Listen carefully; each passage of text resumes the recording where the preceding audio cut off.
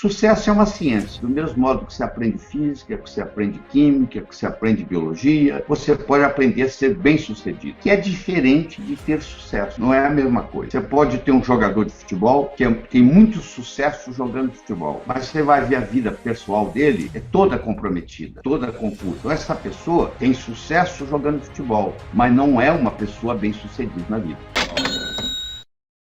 Para ser bem-sucedido na vida, você tem que trabalhar em várias áreas. Na área pessoal, na área profissional, na área financeira. Não é uma coisa só. Na área familiar, na área social, na área de amizade. Então existe todo um processo. É completo. Essa é a diferença. Ter sucesso é uma coisa específica, mas aí você deve estar pensando, eu tenho que nascer em berço de ouro? Não, pelo contrário. As pessoas bem-sucedidas na vida, em geral, tiveram uma infância difícil. 85% das pessoas que se consideram bem-sucedidas no Brasil vieram de família humilde, ou seja, trabalharam com alguém, foram empregados, passaram por tudo isso. Então, você não está condenado a ser quem sempre foi. O seu passado, ele é conhecido, mas ele é imutável. O que aconteceu, aconteceu. O seu futuro, ele é desconhecido, porém imutável. O seu futuro não está escrito ainda. Você pode estar começando a escrevê-lo hoje. Então, isso faz uma diferença muito grande. Você entender essa perspectiva do amanhã. Nós somos os únicos animais no planeta Terra que temos a habilidade de transcender. Isso significa começar de novo. Não interessa onde você nasceu, não interessa a criação que você teve na infância, não interessa o que você fez ou deixou de fazer até o dia de hoje. Você pode amanhã abrir um livro novo, começar a primeira página. Isso chama transcender. Mas para fazer isso, nós temos que ter algumas modificações, que nós carregamos, você, eu, todo mundo, uma série de crenças. E o nosso modus operandi, o nosso operacional, é baseado nas nossas crenças. E essas crenças, muitas vezes, são desfavoráveis. Elas não estão nos trazendo os resultados desejáveis. Uma crença torna-se obsoleta quando ela não está nos proporcionando aquilo que nós queremos. O que é evoluir? Eu ir eliminando as crenças obsoletas que não estão me trazendo mais os resultados desejáveis. Nós não precisamos reinventar a roda. O segredo aqui é fazê-la girar mais depressa. E alguém já veio antes, estudou tudo isso. Napoleão Hill fez um estudo e pesquisou milionários, pessoas bem-sucedidas. Não só na parte de dinheiro, mas na parte de família, na parte de saúde, etc. E ele conseguiu identificar quais são os denominadores comuns que essas pessoas ditas bem-sucedidas têm. Ora, você quer ir para sucesso. Eu quero saber de onde você está saindo. Se você não tiver noção clara, precisa, de onde você está saindo, fica praticamente impossível você atingir o sucesso que você está buscando. Então, a primeira coisa que nós temos que saber é o seu grau de autoestima. Então, eu vou fazer um questionário aqui muito simples, muito simples. Nós vamos pegar 5 áreas da sua vida. Nós vamos pegar a sua saúde, a sua família, as suas finanças, a sua vida profissional e as suas amizades. E para cada uma dessas, especificamente, à medida que eu vou conversando, você vai dar uma nota entre 1 e 10. E depois nós vamos somar essas notas. E aí você vai ver o que acontece. Então vamos começar com a primeira, saúde. Você deve conhecer gente que tem 30 anos que não adoece. Você deve conhecer gente que todo dia está doente. Então você vai ter que avaliar a sua saúde. Se você é o tipo de pessoa que não adoece nunca, está sempre bem, você vai dar nota 10. Você é totalmente saudável. Se você é uma pessoa que está doente todo dia, você vai dar nota 1. Então você tem aí entre 1 e 10. Você vai ter que escolher qual a nota que você acha de 1 a 10. Quanto você daria para a sua saúde? Se você é uma pessoa que tem vício, que fuma, que bebe, que usa drogas ilícitas, o que for, claro que isso aí vai cortando a nota. Você tem que perguntar ao seu inconsciente aí e determinar qual a nota que você tem para a sua saúde. Vamos para a sua família. Quando eu digo família, é o núcleo familiar. É os pais, os filhos, os irmãos, os cunhados. A sua família como núcleo, de 1 a 10. Que nota que você daria? Se é uma família ideal, perfeita, não tem nada para mudar, é 10. Então você primeiro deu a nota para a sua saúde. Você agora está dando a nota para a sua família. Agora vamos para as suas finanças. Como é que é a sua vida financeira? Como é que é a sua conta bancária? Você perdeu o emprego hoje. Se você parar de trabalhar hoje, você teve um acidente, você ficou doente. Quanto tempo vai durar o dinheiro? E você mantendo o mesmo estilo de vida. Isso tem um nome, isso é chamado abastança. Abastança é o número de dias que você vai poder manter o seu padrão de vida se você interromper os seus rendimentos. Você parar de ganhar dinheiro. Você já ganhou o suficiente para o dinheiro trabalhar para você. Porque o dinheiro é um excelente empregado, um péssimo patrão. Se você trabalha para o dinheiro, meus pêsames. Se você coloca o dinheiro para trabalhar para você, tudo certo.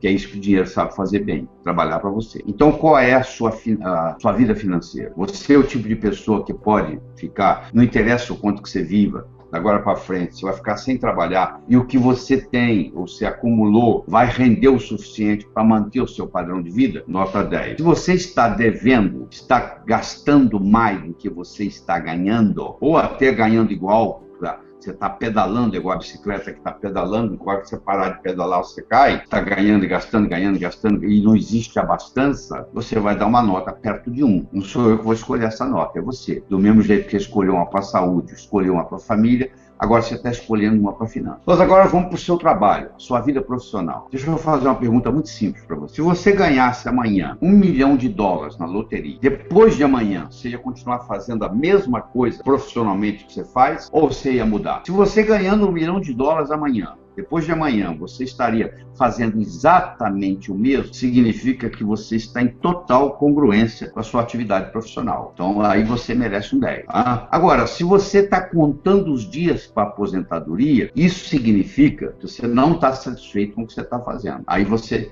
merece dar para sua nota 1 ou 2. Então, nós demos a nota para saúde, demos a nota para família, demos a nota para finança, demos a nota para trabalho. Eu tenho mais uma nota, que é amizades. Eu não estou falando de conhecido. Estou falando de amigo, com quem você pode contar, quem que você sabe que vai te ajudar. Se você morresse hoje, quem é que viria no seu enterro amanhã? Uma boa pergunta para ver quem está perto de você, quem está cuidando.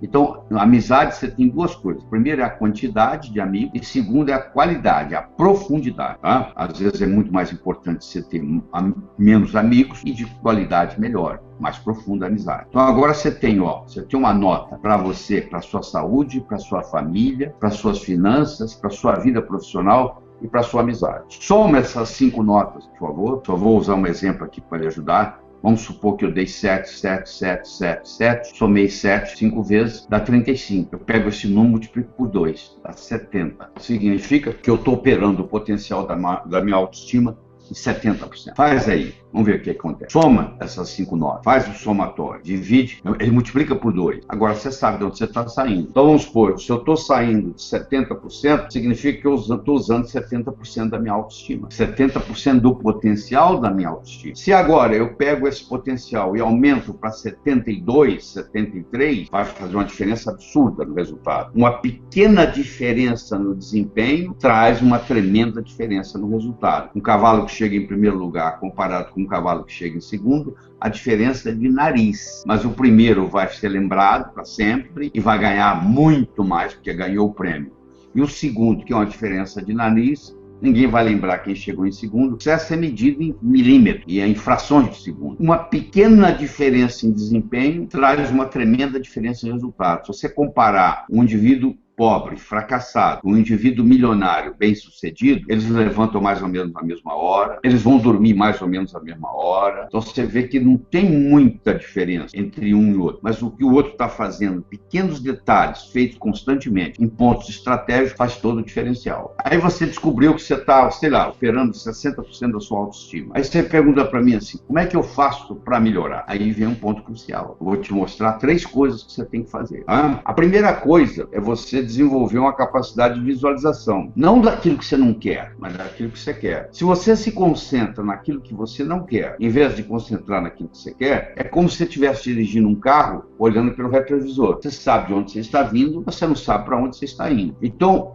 o Einstein dizia que a imaginação é mais importante do que o conhecimento. Todas as vezes que houver uma disputa entre conhecimento e imaginação ganha. Então você tem que aprender a imaginar a situação que você quer. Ela tem que existir primeiro no seu cérebro. Vou dar um exemplo. Você sonha em adquirir uma casa nova. Você tem que ver quantos cômodos ela vai ter, onde ela vai ser construída, que cor que vai ser a parede de fora, que cor que vai ser a parede de dentro, quantos quartos, quantos banheiros, que mobília que você vai colocar, que tapete. Você vai criando na sua mente essa casa nova. Quanto mais especificidade, mais característica, mais detalhe você colocar, mais fácil vai ficar criar. Porque tudo que existe no universo físico foi criado 2 vezes. Você quer ver? Vou pegar essa caneta aqui, ó. Isso passou pela mente de alguém. Olha aí ao seu redor. Escolha qualquer objeto que você viu aí. Qualquer um, faz diferença. Isso aí passou pela mente de alguém. Então, tudo que existe no universo físico, primeiro existiu na mente de alguém, para depois se manifestar no universo físico. Então, você tem que aprender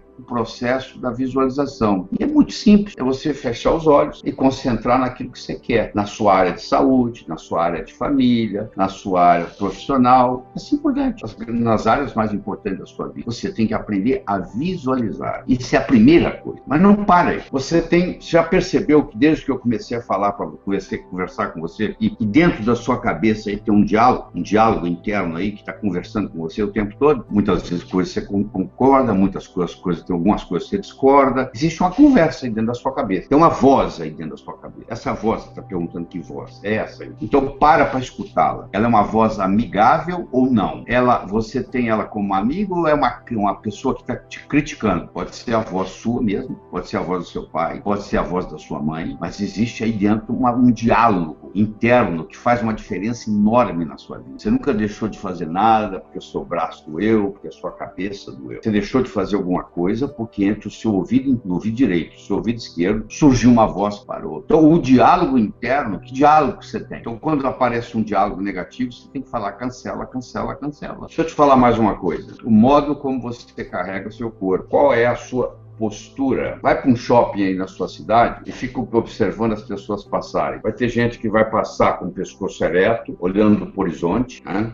E vai ter gente que vai passar cabisbaixo, olhando para o chão. Se você estiver numa sala e entrar um rei, uma rainha, um príncipe, uma princesa, mesmo que você não saiba que é um rei e uma rainha, você vai ver que a pessoa que entra tem majestade. O que significa ter majestade? Ela anda com a postura ereta. Ela aprendeu desde criança, o mordomo me ensinando que ela tinha que andar equilibrando um livro. Então, no momento que eu coloco o meu corpo esticado, imaginando que tem um gancho vindo do céu que puxa a minha cabeça, o meu pescoço estica, os meus ombros relaxam, eu entro em contato com a inteligência universal. Esse fluxo que tem aí de inteligência. E com isso, eu melhoro a minha autoestima. Então, para eu melhorar a minha autoestima, eu tenho que saber fazer a visualização, eu tenho que saber o diálogo interno, tenho que cancelar aquilo que é negativo, que isso é um problema muito sério. Você quer ver que coisa interessante? Porta, na hora que você pensou, numa porta, né? Vaca, na hora que você pensou, numa vaca. Gaveta, na hora que você pensou, numa gaveta. Agora eu vou falar assim, ó, não. Você viu o vazio que deu aí? Não existe representação linguística para a palavra não. Então, se eu falar para você assim, quer ver, ó? Não pense azul. Que cor você está pensando? Não pense numa maçã. Nem verde, nem madura. Nem com casca, nem sem casca. Olha o que você está pensando. Porque como o não tem representação linguística, o que vem depois do não é que vale. Não perturbe a sua irmãzinha. A mãe está falando para a criança. E ela continua perturbando a irmã. Porque a mãe está mandando ela perturbar. Aí a mãe vai dizer assim, mas eu preciso educar meus filhos. Como é que eu faço? Você solicita que seu filho,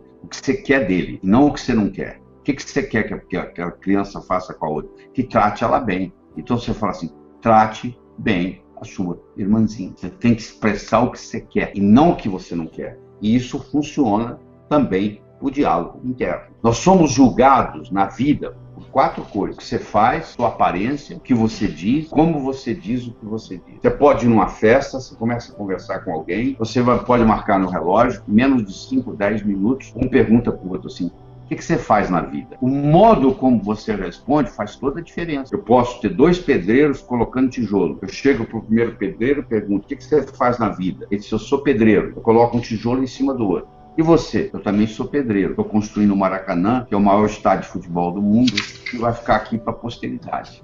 Olha que interessante. Os 2 fisicamente fazem a mesma coisa. Colocam um tijolo em cima do outro. Só que um só vê aquilo como trabalho e o outro tem uma perspectiva maior. Então, esse outro não vai ser pedreiro muito tempo.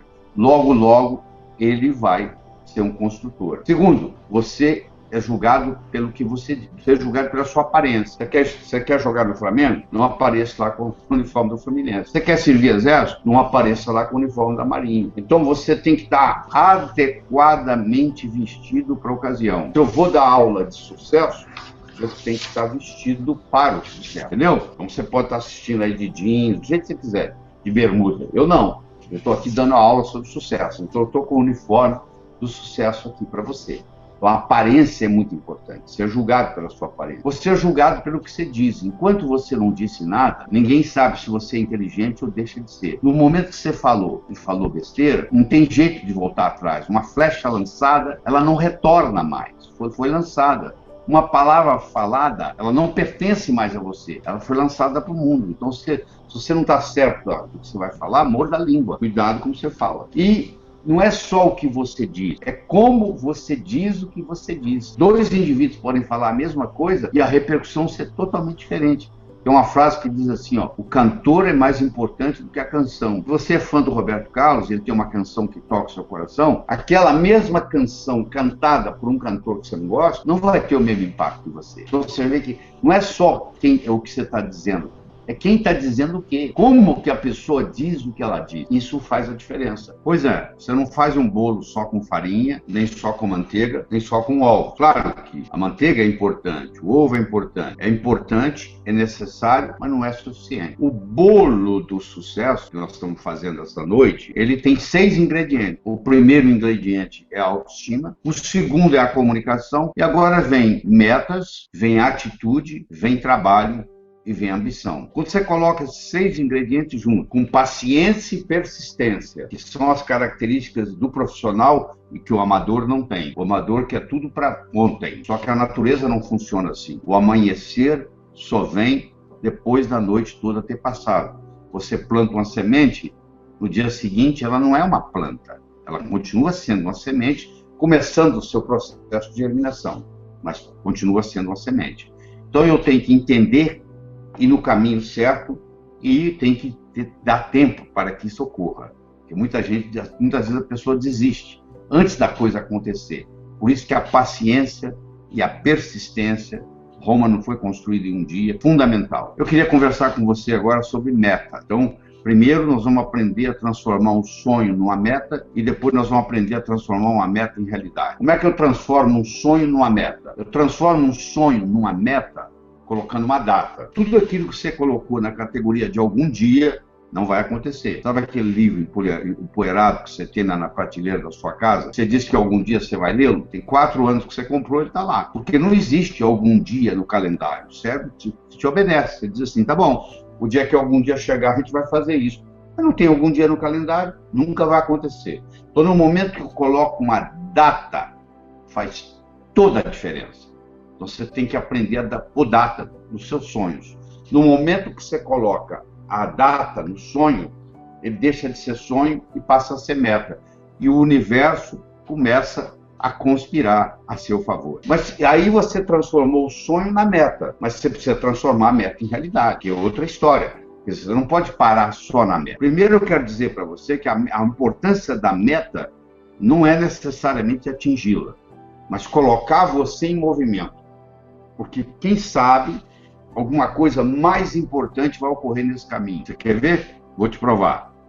Pense nas 3 coisas mais importantes que ocorreram na sua vida até hoje. Desde que você se entende por gente, até hoje. O que aconteceu de mais importante? 3 eventos. Seu casamento, o nascimento do seu filho, sei lá, o que você achar. Sua promoção, você passar no vestibular, você se formar. Tem muita coisa importante na sua vida. Mas você vai perceber que pelo menos 2 dos 3 não foram planejados. Você não levantou um dia e disse assim, hoje eu vou conhecer uma pessoa por quem eu vou me apaixonar, por quem eu vou me casar. Não foi assim, foi?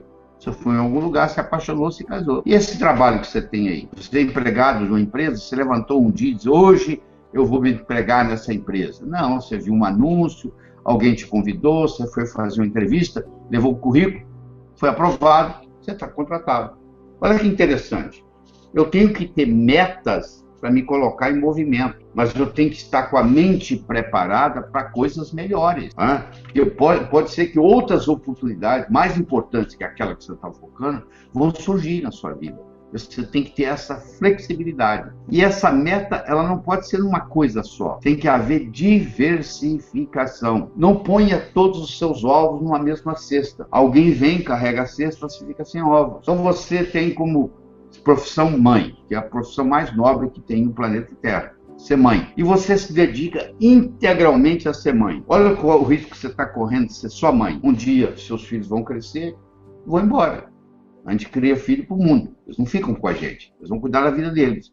E aí o que você vai falar? Ah, mas agora eu me sinto vazia. É a síndrome do empty nest, a síndrome do ninho vazio. É a mãe que dedicou a vida inteira só aos filhos. Os filhos cresceram, foram cuidar na vida deles e a mãe se sente sozinha. Então por isso você tem que ter uma diversidade.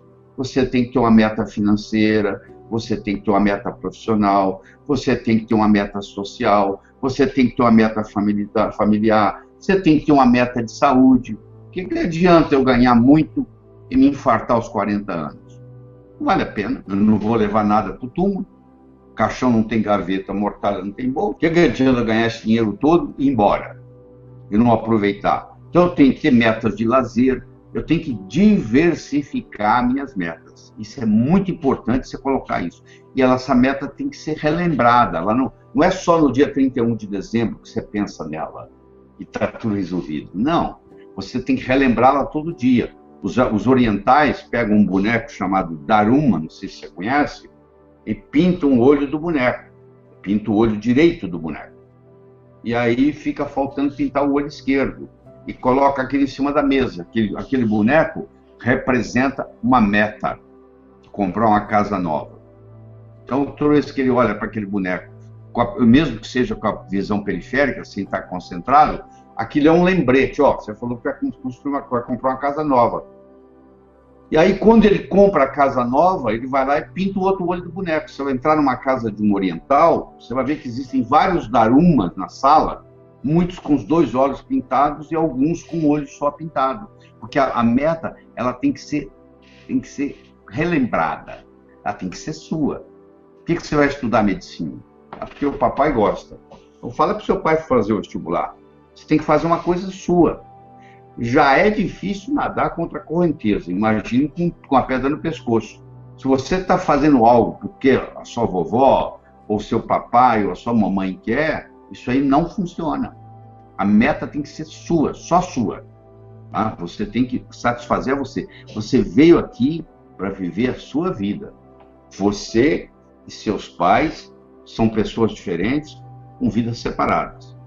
Você e seus filhos são pessoas diferentes, com vidas separadas. Um dia eles vão embora. E você também tem que deixar os seus pais. Tem que deixar eles cuidar da vida deles. Aí você tem que apoiar, não é ajudar. Ajudar é fazer por eles. Cada um está aqui para viver a sua própria vida. Então você tem que tomar muito cuidado na qualidade de metas que você tem. Quais são as metas que você quer colocar lá. Certo? Eu queria discutir com você agora uma coisa chamada atitude. A atitude que você tem na vida faz uma diferença enorme no resultado final. E essa atitude depende do paradigma que você vive. Você imagina um peixe que nunca saiu da água. Ele não sabe que ele vive na água. Porque para ele saber que ele vive na água, ele tem que experimentar o que não é água, para saber que ele vive na água. Então, se você vive num paradigma e você nunca saiu dele, você não sabe que você vive num paradigma. Você pode estar limitado. Quando o paradigma era que a Terra era plana, era impossível você fazer uma viagem de volta ao mundo numa Terra plana. Quando o conceito mudou da Terra ser plana para a Terra ser redonda, agora você é capaz de fazer uma viagem de volta ao mundo numa Terra redonda. A mudança de paradigma multiplica as possibilidades. O que é impossível para você hoje é impossível no paradigma que você está operando. Porque no momento que você muda o paradigma, isso que é impossível torna-se possível. Fazer uma viagem de volta ao mundo na Terra plana era impossível. No momento que a Terra ficou redonda, tornou-se possível. Olha que interessante. O que é impossível hoje na sua vida é impossível baseando-se no paradigma que você vive. E você tem que parar de se preocupar com o que o outro pensa a seu respeito. O que o outro pensa a seu respeito não é seu problema. É problema do outro. Pode pensar o que quiser. Como você também pode pensar o que quiser. Se você tem que dar satisfação para todo mundo daquilo que você está fazendo, você não está vivendo a sua vida. Você está vivendo a vida dos outros. Então você tem uma atitude positiva, você tem uma atitude otimista, faz toda a diferença. Otimismo sozinho não resolve. Pessimismo atrapalha. Então, eu não estou dizendo que só ser otimista resolve. Você pode, inclusive, ser otimista demais. Eu estou falando quando você entra numa coisa para fazer, para você o pensamento seguinte, que vai dar certo. Porque se você entrar em campo já pensando que você vai perder, você não vai ganhar jogo nenhum. O time que entra em campo achando que vai perder não devia nem jogar, não devia nem entrar em campo. Então, quando você começa um projeto, você tem que colocar toda a energia nesse projeto como se fosse dar certo, que aí a chance de dar certo é muito grande. E eu quero passar para você com uma mensagem que os nossos problemas são os nossos melhores amigos. Você não sabe o que é. Um problema pode revolucionar a sua vida. Você perdeu o seu emprego, pode fazer você virar empresário, sabia? O próximo é o trabalho, a dedicação ao trabalho. Então eu tenho a autoestima, eu tenho a comunicação, eu tenho a atitude, eu tenho a ambição, eu tenho as metas, eu tenho ao trabalho e eu tenho a ambição. Então o trabalho é o seguinte, o trabalho, você passa 50% da sua vida acordado trabalhando. Se o dia tem 24 horas, você passa 8 horas dormindo, você passa 8 horas trabalhando, então o dia tem 24, se dormiu 8, sobraram 16. Você tem 16 horas para viver. 8 horas você passa trabalhando, você passa a metade da sua vida acordado trabalhando. Se você não se autorrealiza no seu trabalho, você está jogando fora a sua vida. Pelo menos 50% da vida, porque os que o tempo está dormindo não conta. Então você tem que fazer algo que lhe traga autorrealização. Aliás, as pessoas que trabalham, o que elas querem? Elas querem, na ordem que eu vou te falar, elas querem autorrealização, elas querem se autorrealizar, elas querem um bom pagamento e elas querem oportunidade de crescimento. Você pode ver que se você for numa empresa que te paga mal, você também não vai ficar lá. Mas que paga bem, mas você não te deixa você se autorrealizar, você se cansa. E se você está lá e não é promovido, e não é estimulado, se larga para procurar coisa melhor. Então, isso é muito importante. O ideal mesmo é você chegar um dia e trabalhar para você. Aliás, você sempre trabalha para você. Porque a empresa pode te dar a mesa, pode te dar o telefone, pode te dar o salário no final do mês, mas quando você melhora, você está melhorando. O dia que você sair da empresa, você vai levar essa melhora com você. O Napoleon Hill, estudando os milionários, ele chegou à conclusão que 85% dos milionários, antes de serem milionários, eles trabalhavam com alguém.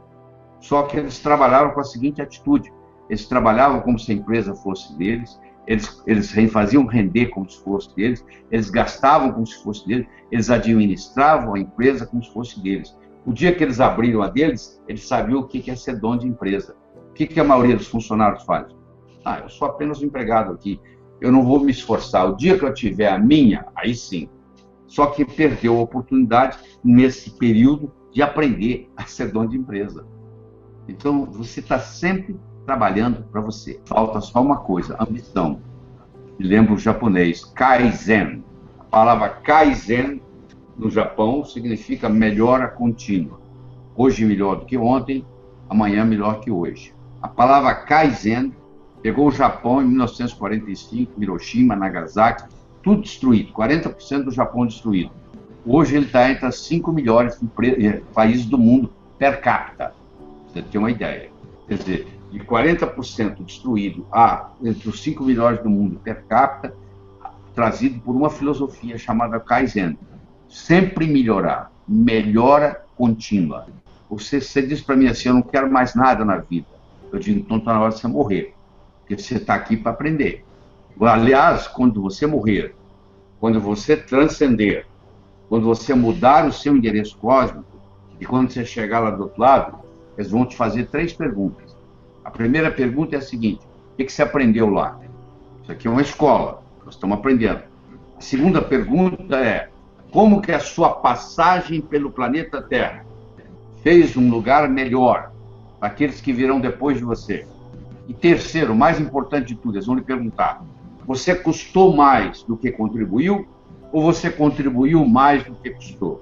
Aliás, eu recomendo para você, quando você coloca a sua cabeça no travesseiro para dormir à noite, que você faça a seguinte pergunta para você mesmo: eu custei mais do que contribuí ou contribuí mais do que custei hoje? E esse hoje vai sendo somado, vai sendo somado, vai sendo somado. Verdade? Então isso é importante você levar isso em consideração. Eu quero deixar bem claro para você que a vida é uma sequência de olá e até logo. Para você dar o próximo olá, você tem que dar o até logo. O grande olá da sua vida, você não está lembrado, mas você deu quando você chegou aqui no planeta Terra. Você chegou aqui chorando, e todo mundo que estava aqui para te receber estava sorrindo.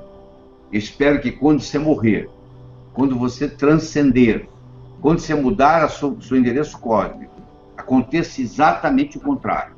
Você vai sorrindo, porque você cumpriu a sua missão aqui, e quem ficar aqui vai ficar chorando porque você está indo. E você tem que aprender a trabalhar com esses 6 ingredientes: a autoestima, a comunicação, metas, trabalho, atitude, ambição. E, como eu disse, o que distingue o profissional do amador é paciência e persistência. Eu não preciso me preocupar com meus pontos fracos. Eu preciso me concentrar nos meus pontos fortes. E esses pontos fortes vão fazer os meus pontos fracos irrelevantes. Essa é a saída. Pois é, eu digo o seguinte, que sorte é quando preparação encontra a oportunidade. Essa é a verdadeira sorte. A sorte de você comprar na loteria e ganhar, ela é muito pequena. É mais fácil você abrir a boca e agora entrar uma mosca na sua boca, uma mosca branca na sua boca, do que você ganhar na loteria. Então, a sorte é a preparação encontrando a oportunidade. Eu era recém-formado, trabalhava na cidade de Minas Gerais, chamada Teófilo Otoni, e lá apareceu um indivíduo comprando pedras preciosas, com dor no peito. Eu fui atendê-lo, e aí o filho dele veio de Harvard, onde ele era chefe, e acabou me levando para Harvard. Aí os meus colegas, quando eu vinha dar aula, falavam assim: daí você é um cara de sorte, hein? Você está lá em Teófilo Otoni e aparece um cara lá de Boston e te leva. Eu falei: sorte, por que não levou os outros 21 médicos que tinha lá? Sorte é quando preparação encontra oportunidade. Ele viu que eu estava preparado, eu tinha terminado meu mestrado no Rio de Janeiro, e me ofereceu, me levou. Então, se você não estiver preparado, não adianta nada. Se eu te oferecer você ganhar 20 mil euros por mês para dar aula de alemão na Alemanha, e você não fala alemão, não adianta nada, não vai fazer diferença nenhuma. Então, quando você está preparado e a oportunidade aparece, e ela vai aparecer, porque eu disse para você no começo que ela aparece, ou você correndo atrás dela, ou ela batendo na sua porta na forma de um problema. Então, quando ela aparece, quando junta sorte, quando junta preparação com oportunidade, isso se chama sorte. Ou seja, a sua sorte é construída por você. Essa pessoa que está esperando a deriva acontecer, não vai acontecer nada mesmo, não. Esse aqui é o grande problema. Se você não acredita, pergunte para um fracassado. Ele vai dizer que depende de sorte, por isso que ele perdeu. Tá?